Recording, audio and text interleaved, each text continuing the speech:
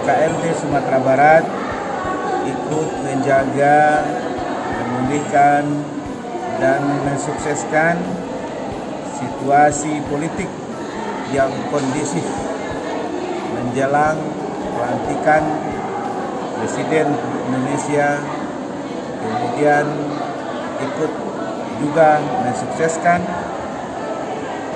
pilkada serentak yang akan dilaksanakan di tahun 2020 di Sumatera Barat.